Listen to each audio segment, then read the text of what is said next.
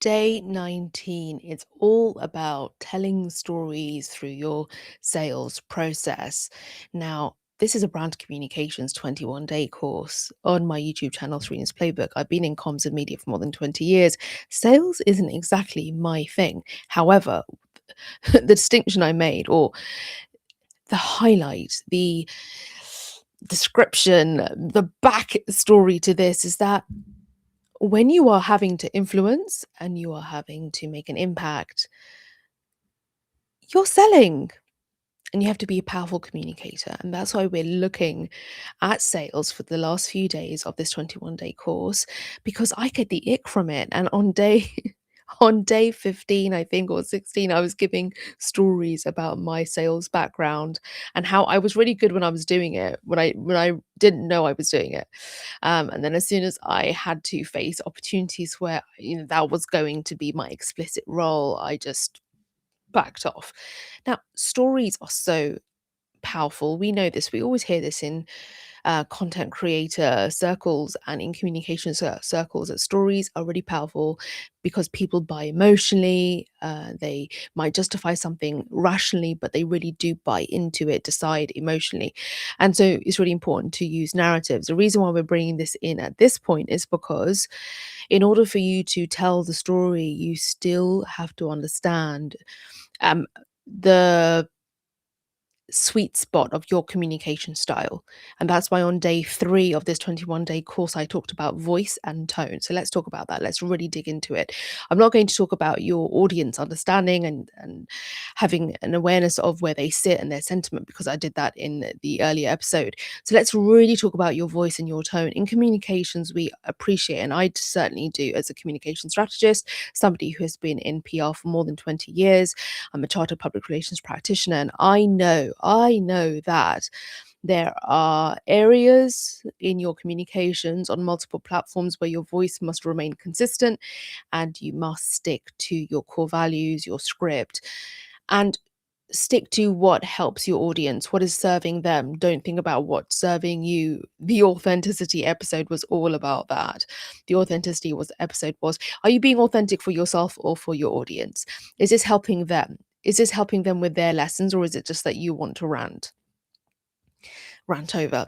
So voice and tone. Your voice remains consistent. Sometimes your tone will change depending on what the message is and where the message is. So if I'm on a TikTok story, I'm going to be very relaxed.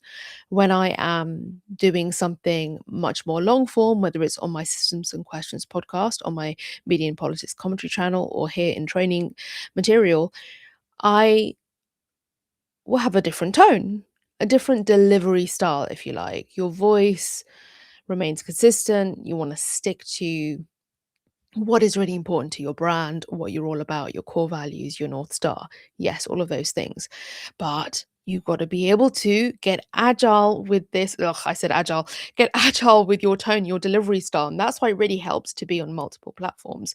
If you're just doing a copy paste to every platform, you might be missing the learning experience of,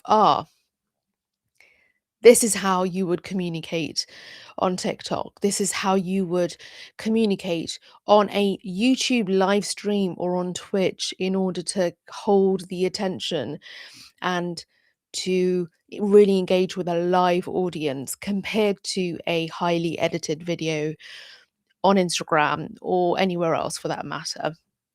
You're learning how to communicate effectively. And telling stories requires not just a beginning, middle, and end. It's like, where's the hook? Are you hooking them at the start because of attention spans? Or are you building in enough interesting content to keep them engaged with you? And that's why telling your own stories, having case studies, having testimonials really helps a sales process. Now, I have referred to an example of a charity fundraiser who was from my hometown.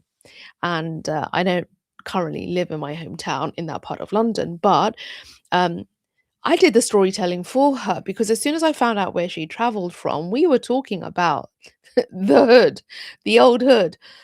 We were talking about, I mean, and there's like 20 years between us. She's only a little bit older than my child. And as a university student, she was just interesting, engaged, out there doing the work with a job. I really admire and want to encourage any students who are keeping up with part-time, full-time jobs while they're studying, because that's what my experience was as a university student. I had so many jobs, barely had any holidays, which is why I think, well, I know, which is why I know I got the jobs that I did as a graduate after reading politics at university. And when I was having this conversation with the salesperson, oh, she knew what she was doing. I had to take her details. I've mentioned this. Shout out to Sharon. I had to take, and the reason why I talk about Sharon's example is because she did something really well. She really emotionally connected to me. She really understood this person is working from home, has a teenager floating in the background, and is busy, but is also present enough to connect. She's already understanding her audience. They're all at home because she's going around cold knocking. And she found a hook. She found something to really relate to me on. And it worked. I ended up signing up. I had no intention, but she hooked me and did the I mean, I did the storytelling for her because I started talking about the old hood and what she's up to now. And she allowed me to get into my zone of advising and coaching. And so I did a lot of the job for her. Sometimes, remember, I talked about listening. She listened really well. She listened very well and gave me space to just do this. It was wonderful. It really was wonderful. I did take her details. I will continue to, I'll pop her on an email list or some description because I'm not great with WhatsApp and text messages. I'm much better on email. And I'll ensure I share opportunities with her. But you see what's happened? That was nearly a year ago. It's still there. That's how much of an impact that salesperson made on me. And it wasn't just through the skills of sales, it wasn't just through the story, it was through being present and listening. Because, yes, you can tell a story, but if you're face to face with somebody and you're doing the sales, you have to allow for some space for them to, okay, really? And they may ask some questions. And this back and forth happened in a conversational way. There was still some storytelling going on. This, the power of conversation, the power of being present. Try something, especially with a loved one or somebody in your close circle whom perhaps you are used to talking at. Perhaps you're a parent and you talk at your teenager a lot. Ask them a question. Don't probe, ask them a question and let them answer. And if you feel that they're not engaging as much, just do this. Say, put some plausible things out there. Like, I wonder if, like, make it low pressure and let them just engage with it. Even if let them side eye you and just look at you a little bit puzzled and see what comes up out of the unpredictable, the uncertain. See what pops up, see what comes up. As soon as they know that you're a present person who's not pressuring them, see what happens in terms of the conversation. They may only engage like one or two back and forths and then leave, but that was far more than what you normally get with them because either they don't engage with you. Let's just say you're a parent of a teenager, they definitely don't want to engage with you because they're going to feel like you're talking at them. Whenever I do scrolling, and I'll finish on this, whenever I do scrolling of TikTok or something safely with my teen who does not have a phone, nor does she have social media, and it's going to stay like that. We do it together. Sometimes she'll be like, "Oh, who's Sade?" And I'll say, "Who's Sade?" And then we'll go into, she's like, "Oh no, I'm going to get educated. I just wanted to go through TikTok reels with you," or whatever. And that's hilarious because that's what happens with parents. You just constantly want to educate and tell them what's what. So you want to firstly obviously know your audience and read the room, but reading the room involves understanding where are they going to drop off. And I talked about that in the previous episode, but where are they going to drop off? Make this engaging and interesting for them. And that requires some style, and that requires some space for back and forth.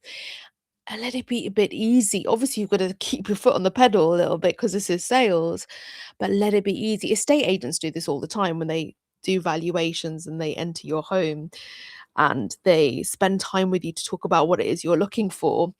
Because it's such a personal process, they will allow for that conversation. They want you to share as much as possible because they can then understand what the hooks are.